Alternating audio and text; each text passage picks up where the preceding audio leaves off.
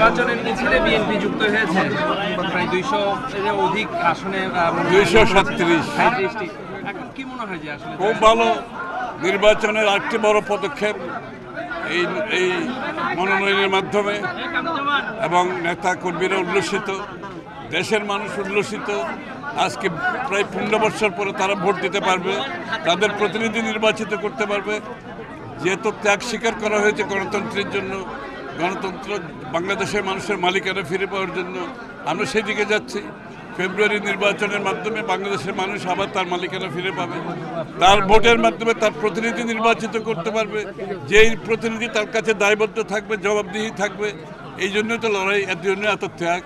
বাংলাদেশের মানুষ বাংলাদেশ সেদিকে যাচ্ছে, সবাই উৎসব মুখর পরিবেশে এই নির্বাচন হবে ইনশাআল্লাহ, এবং বাংলাদেশের মানুষ সঠিক সিদ্ধান্ত নেবে তাদের আগামী দিনের সংসদ সরকার কি করবে। বিএনপি মনোনয়ন দেওয়ার আগে একটা সংশয় ছিল নির্বাচন নিয়ে, সেই সংশয়টা এখনো আছে কিনা? আমাদের তো কোনো সংশয় নেই। যাদের সংশয় আছে তারা গণতন্ত্রে বিশ্বাস করে বলে আমরা মনে করি না, কারণ ওরা নির্বাচন চায় না। ওরা একটা দেশের মধ্যে একটা অচল অবস্থার সৃষ্টি করলে ওদের লাভ। অচল অবস্থা থাকলে যাদের লাভ তারা নির্বাচন চাইবে কেন? সুতরাং এটা খুব সহজ কথা, না বুঝার কোনো কারণ নাই। কারা অচল অবস্থার মাধ্যমে লাভবান হতে চায় তারা নির্বাচন কেন চাইবে? তাদের গণতন্ত্রের প্রয়োজন নাই, জনগণের কাছে যাওয়ার প্রয়োজন মনে করছে না। তারা ঢাকায় বসে সব সিদ্ধান্ত জোর করে চাপাতে চাচ্ছে, অর্থাৎ জনগণের কোনো কিছু রায়ের প্রয়োজন নাই। এই সমস্ত এখন বাংলাদেশে চলবে না। যার যেই দলের যারা যেটা করতে চায়, তাদের আগামী দিনে তারা কি করতে চায় এটা নিয়ে আগামী নির্বাচনে জনগণের কাছে গিয়ে জনগণের ম্যান্ডেট নিয়ে করতে হবে। ওই ঢাকায় বসে অচল অবস্থা সৃষ্টি করে মাধ্যমে নির্বাচনকে বিলম্বিত করা কিংবা বাধাগ্রস্ত করার যে প্রক্রিয়া, বাংলাদেশের মানুষ তাদেরকে রাজনীতিতে দেখতে চায় না। রাজনীতি হচ্ছে গণতন্ত্র, সকলের অংশগ্রহণের মাধ্যমে, নির্বাচনের মাধ্যমে সংসদ সরকার গঠিত হবে, যেই সংসদ সরকার জনগণের কাছে দায়বদ্ধ থাকে। শেষ প্রশ্ন যেটা যে জুলাই সনদ নিয়ে সরকার একটা দূরত্ব তৈরি ছিল, এক সপ্তাহের মধ্যে এখানে একতাবদ্ধ হওয়ার কিছু নাই, পরিষ্কার কথা। ইতিমধ্যে 14 মাস অতিক্রম হয়ে গেছে, 15 মাস শেষ হয়ে যাচ্ছে। একটা অনির্বাচিত সরকারের অধীনে দেশ চলতে পারে না। বাংলাদেশের মানুষ নির্বাচন চায়।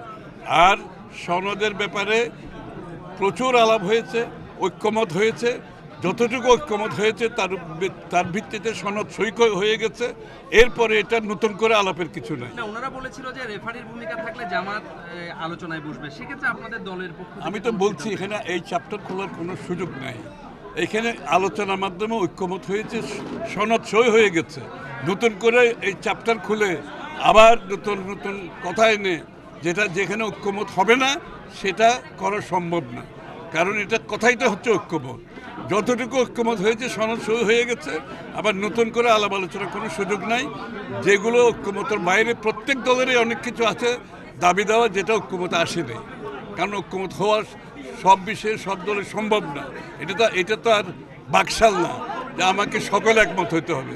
ভিন্ন দলের ভিন্ন মত থাকবে, ভিন্ন পথ থাকবে, সুতরাং দ্বিমত থাকবে। যতটুকু ঐক্যমত হয়েছে তার ভিত্তিতে তার বাইরে যা আছে জনগণের কাছে যেতে হবে, জনগণের ম্যান্ডেট নিতে হবে। এখানে ঘোলাটে করার কোনো সুযোগ নাই, বিলম্বিত করার সুযোগ নাই, অচল অবস্থা সৃষ্টি করার কোনো সুযোগ নাই। যারা করতে চাইবে জনগণ তাদেরকে প্রত্যাখ্যান করবে।